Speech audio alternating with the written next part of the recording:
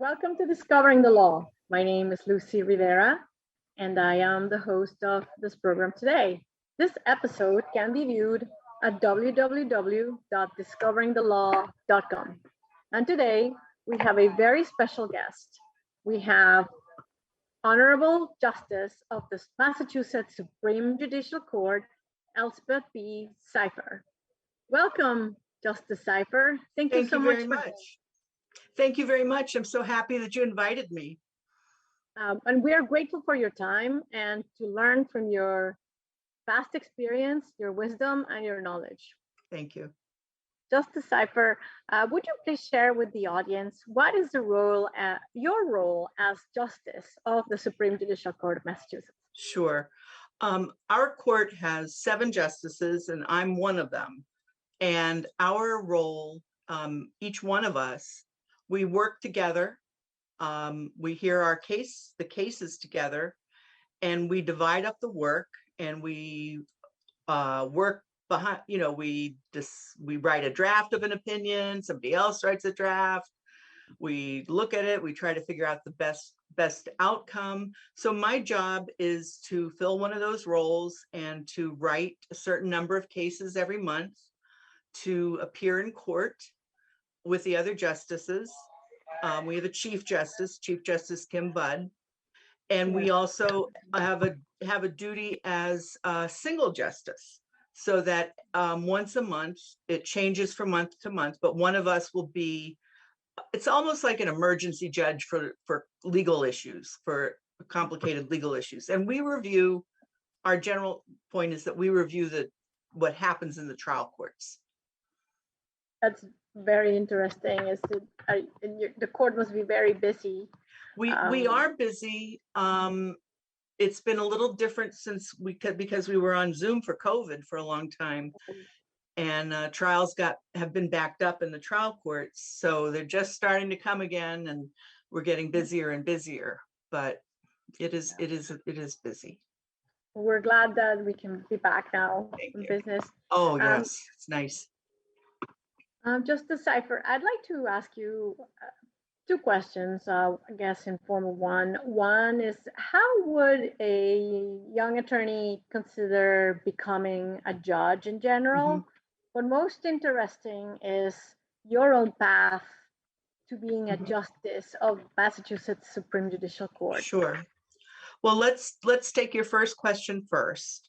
And what I would tell, and before I get to the process, I would just give some advice to lawyers, young lawyers, any lawyer who wants to become a judge. And that is to remember that Massachusetts is a very small legal community.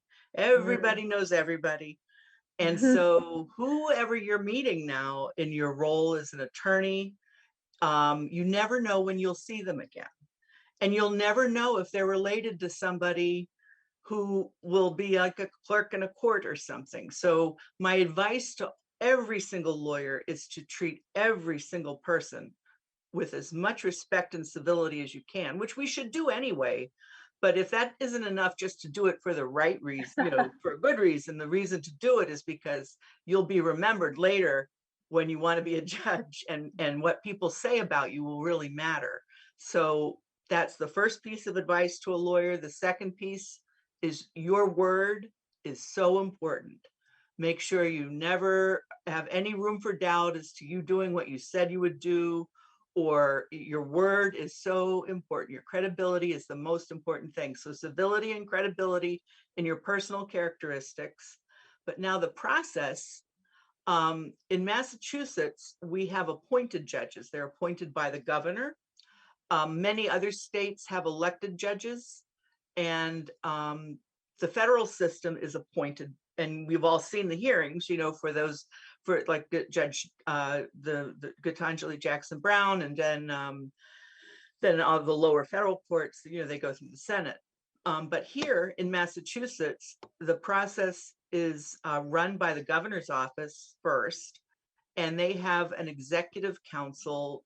They have a judicial nominating commission. And this is a committee of lawyers from around the state in all different areas of practice. So you get a good mix of geography. You want a good mix of people with different backgrounds, different identities, different practice areas. So you want all that kind of a nice, well-rounded mix in your committee. And it's a pretty big committee. It's usually got about 20 people on it. And so the first thing you do is you fill out this very long form, very long, very, very long form, asking all sorts of questions. And then that goes into the committee. They read the application. They vote whether to give you an interview. If you pass that stage, you get an interview. Then they interview you. And then they vote as to whether to do what's called due diligence, which means they check your references and they call people that you might have bumped into, people you don't expect them to call. So they'll just call all around and find out what kind of person you are, what people think of you, what your temperament might be like. And then after that, if you pass that, then they send your name to the governor. And then the governor goes through that process with you. And then once the governor decides you might be a viable candidate, they bring you in to interview with the lieutenant governor and then with the governor. Then once you've passed that, you go in front of the governor's council, which is was created when the Constitution was formed. It's called the Executive Council, and they're about 9 people elected from districts that are close to counties, but they sometimes contain some overlap. And they hold a public hearing at which anybody can come and testify for you or against you. And they ask you questions, and then they vote. And you need at least 5 of them to vote for you. So, and then once they vote, then that's it. The governor swears you in, and you're a judge.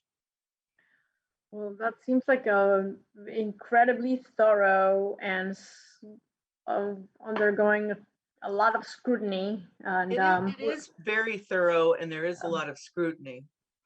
And I think that's important when we're because we're appointed and not elected.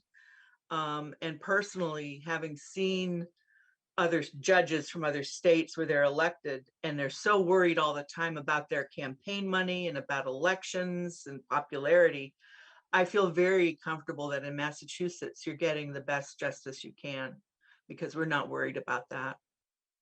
Yes, it makes indeed a lot of sense. Well, we are grateful that you underwent that. Oh, and I forgot to tell you my path. No, tell us, because you're there. You're this is the highest court in Massachusetts, Your Honor, and we are grateful for your time. Sure. I went to Suffolk University Law School. I think you did too. And I went at night. And so I think that I'm the first night student to be there and the second Suffolk student to be there. And when I graduated from law school, I was working as a law student for a former professor of mine at college. I went to Emerson College in Boston, and a professor of mine named Michael Brown kept encouraging me to go to law school. He was a lawyer, and I kind of ignored him for a while. But then, he'd always write on my exams, go to law school, go to law school, go to law school. Wow. So I graduated, and I was just working as a secretary in a computer firm. And I bumped into him on the street in Boston on the corner of Berkeley and Beacon Street. And he said to me, when are you going to go to law school? And I said, well, I'm going to try to save up enough money, and do it. He said, you're never going to save up enough money. He said, go to night school, take out some loans, just do it. So I followed his advice, and I went to Suffolk. And when I graduated, I ended up working for him at his law firm. He had a small, it was a lot of fun. It was a small law firm called Grayer, Brown and Dilday. And they were a minority owned firm. And it was, we did everything, they did just a little bit of everything. At one point I decided I needed to specialize more because I was pretty young and I was going into court, and I really didn't know what I was doing all the time. So I thought I really need to study just one thing to become a good lawyer. And so I applied to criminal defense and criminal prosecution offices, and I was hired as an assistant district attorney out here in Bristol County, where I am. and I worked for the district attorney's office for many years, mostly doing appellate work, sometimes doing some trial work. And then at one point I felt, I was starting to feel I really want to think more objectively about things and not take an advocacy role. So I applied to be a judge on the appeals court. Now in Massachusetts, you have the Supreme Judicial Court, but right below it is the appeals court, which is an intermediate appellate court. And there are 25 judges on that court. And I was very luckily, I was appointed by Governor Cellucci, and I spent 17 years there writing appellate decisions. We sat in three judge panels. And then when the opportunity came to apply, when there was an opening at the Supreme Judicial Court, I applied and was fortunate to get through the process again. It's like, so that's how I did it. Well, and we are grateful that you had. Thank you. There are so many questions I wish we could ask you, like what some of your decisions, but most important, we would like to learn from you. You described a little bit already of the court system. What services are available? Oh, sure. Well, as I said, as you know, we have the Supreme Judicial Court and the Appellate Court and the Appeals Court, and most people who meet up in the court system aren't going to be dealing with us. They'll usually be in the trial court, where they're going for probate and family court for divorces or custody or wills, or they're going to land court or housing court or the district court or the superior court. So there are all these trial courts, and people do need services because the court system is very intimidating, and we have an awful lot of people who do not have lawyers. There's not enough legal assistance lawyers. Always could use many, many more. So that's called taking a pro bono case, where you do a case for free. But there's a lot of legal need in Massachusetts for lawyers. But to help with that, for those people who don't have lawyers, the court system has several what they call court service centers. Not several, they have seven court service centers around the state at the bigger court system, at the bigger courthouses, but geographically well located, so everybody can get to one. And they also do it virtually now because of COVID, of course. So they have a virtual court system, so virtual services center and a live services center. And the services you can use, they have computers that people can use with online resources. They have people who will help them fill out forms, people who will give them information about how the court system works, help them with court documents, provide access to interpreter services. Sometimes the librarians will give you some help with legal research, and they'll also provide information about community resources, where they might be able to get legal aid, and social service agencies that could help them. So those are the court services. And and then if you're in the system, if you end up in the system as a victim of a crime, the district attorney's office has victim witness services for crime victims. It sounds like all these are important services available and affordable for free. Oh, for free, absolutely. Your Honor, would you talk to us a little bit, share with us the history of the Supreme Judicial Court in Massachusetts? It's interesting. Sure. It is interesting. I think it's very interesting. We are the oldest appellate court in continuous existence in the Western Hemisphere. So we've been around for a long time, and it was established originally in 1692. So that's a while back. But originally, the King of England appointed the governor, and the governor would appoint a special court. And what had happened is, during the colonial period, the governor was William Phipps. He created a special court called the Court of Oyer and Terminer, which just means to hear something, to hear a problem. Oh, yeah. to hear and determine charges of witchcraft. So it was specially set up to try the people who had been accused of being witches. And at those trials, they would admit something that was called spectral evidence, which we don't admit now, but spectral evidence was invisible evidence. It was, I would say I saw an apparition, and that would be my evidence of you being a witch. I saw an apparition come near you, or you did something. And so anyway, that was going on. And or I would, they would say they saw you appear before them in the middle of the night. But that started to get a little out of hand, and the governor dissolved the court of Oyer and Terminer after they had tried most of the witches, or the alleged witches. I don't mean to say it that way.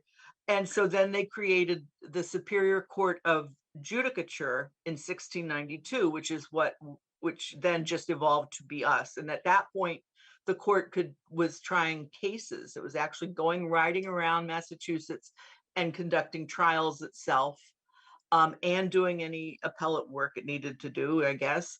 But then eventually it gave up the trial work and just focused on doing appeals, because that was the name of it. And so, the Superior Court of Judicature, so that comes out of the witch trials. But there was also a very big case, which is famous, and it happened in 1761 when the court decided what was called writs of assistance. We all know about search and seizure law, right? Like, you have to have a warrant, you have to have probable cause. But before this, writs of assistance were just general warrants that could be issued. And Boston attorney James Otis argued that these general warrants violated the Constitution. And that's where we start our search and seizure law and Article 14. And our Constitution comes before the United States Constitution. So we like to take credit for all of that good history. So that's another, I think, very interesting piece of the history of the Supreme Judicial Court, how it had all those colonial influences on it. That is fascinating. The history dating from Salem witch trials. Long time ago. and the evolution of the court system. Justice Cypher, let me segue a little bit back, into today's modern court, Supreme Judicial Court. What are some of the landmark cases of the Massachusetts Supreme Judicial Court that Sure. would like to talk to us about? Well, there are. I was looking through it, and there are a lot of landmark cases. And one series of cases is from 1780, and those were called the freedom suits. And those were cases in which people who had been enslaved came to court and petitioned for their freedom. And in fact, a man named Quo Walker filed a freedom suit, and he was he got his freedom. And so Massachusetts became the first state anywhere to outlaw slavery through the court system. So that certainly is important, very important. Now, if we jump ahead 100, 300 years, maybe 200 years, I think one of the more important cases, of course, is Goodrich versus the Department of Public Health, which came out in 2003. And that one was about marriage equality, and said that you really can't discriminate between same-sex couples and straight couples. And the reason was because they really looked into the history of marriage and licensing, and they said, this is a state license. And the only reason not to grant it is a religious reason, really.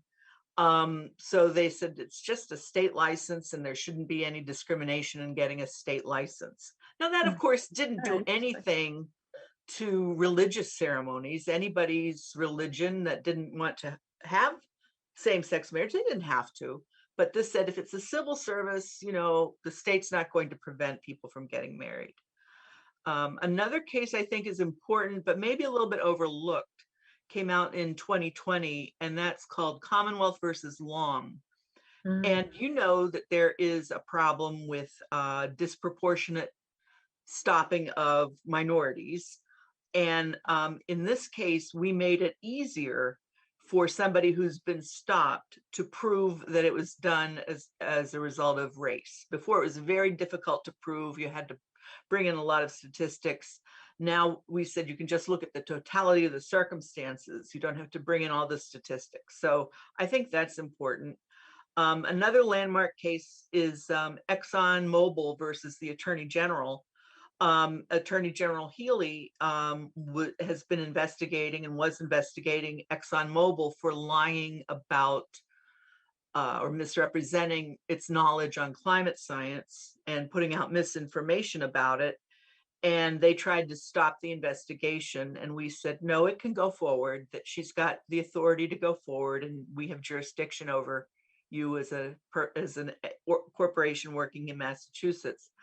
So I think that one was pretty important. These are indeed landmark cases that protect civil rights, the world, and how we relate to each other. But Your Honor, just briefly, let me mention that today we are learning history of the court system, of the law, from one of the stars in the legal community, Honorable Justice Elspeth B. Cypher, from the Massachusetts Supreme Judicial Court. Justice Cypher, we again are honored that you're here. This episode will be viewed at www.discoveringthelaw.com. Your Honor, you must have a favorite case that you feel you decided that is your pet case. Would you talk to us a little bit about that? Well, I've been thinking of, I have to say, I do have a favorite case. Probably some of the favorite cases I've written would be mostly from the appeal, when I was on the appeals court, where I was writing a lot of cases dealing with children and families, or victims who'd been, who needed their rights protected, or a defendant who had his rights abused. So those are very special to me. But the most important case to me personally is when I was a prosecutor and argued the Commonwealth versus James Cater case to the SJC 4 times. It had 5 appeals. He had 4 trials. I was working in the district attorney's office, and the allegation was that he had kidnapped and murdered a 14-year-old girl named Mary Lou Arruda in Rainham. She'd been knocked off her bicycle, kidnapped and tied up and left for dead in the state forest. And the first trial, there was a conviction, but the Supreme Judicial Court reversed the verdict because the witnesses had been hypnotized in the same room together by the police, which was something that had happened in the 70s.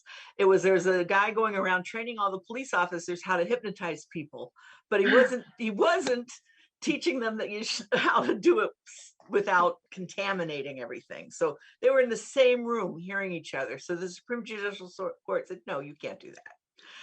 So they tried it again, and I stepped in at that point and worked on the appeal, and they were doing the they got another conviction, and it went up to the SJC, and I argued the case, and I lost. And they said, you got to try it again. It's like, oh my gosh, not again. And I was really concerned because this man had a bad record. He had been incarcerated before for kidnapping another young girl. Fortunately, she had lived and escaped. He'd been committed as a sexually dangerous person, but he'd been found to be cured, so he'd been released. But I knew from his record that he was just so dangerous. So it was really important to me and the family was having such a hard time with the loss of their daughter, that it just became very important. So after the second trial, it was tried again for a 3rd time. That turned into a mistrial, had to go on appeal again to the SJC. They let us go again. Finally, we got another conviction. and again another appeal, and that was the last case I argued before the Supreme Judicial Court before I became a judge. So that case started in 1979. I started working on it in 1988. I finished working on it in the year 2000 and then became a judge. So for me, that case was so important because it gave it was a very, I felt he seemed to me so dangerous to be out. And it was so hard with the evidence being a little legally tricky.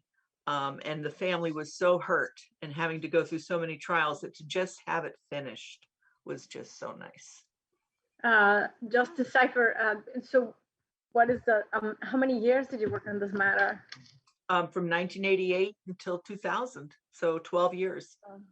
12 years. So yeah, so I can't say I have any favorite case other than that one. You know, I didn't write it, but I was grateful to win it. Congratulations, Your Honor. Thank you. That sounds like an amazing start case. So we do have about 4 minutes left into the program.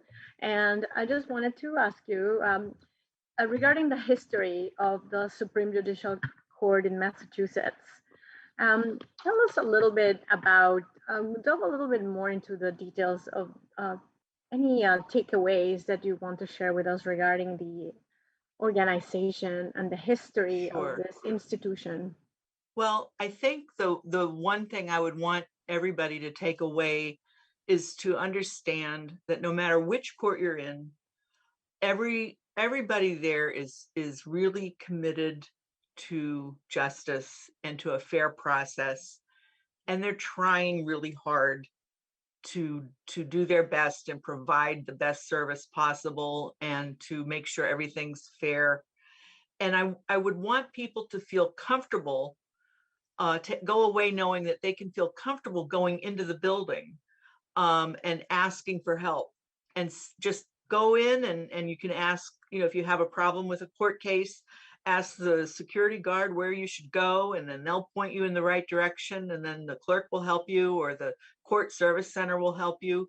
But to know about the Massachusetts court system, that we're not elected, we're not running for anything, so we're not making our decisions based on our political needs or out of fear that we're going to make a wrong decision and get everybody mad at us when we've protected a defendant's rights.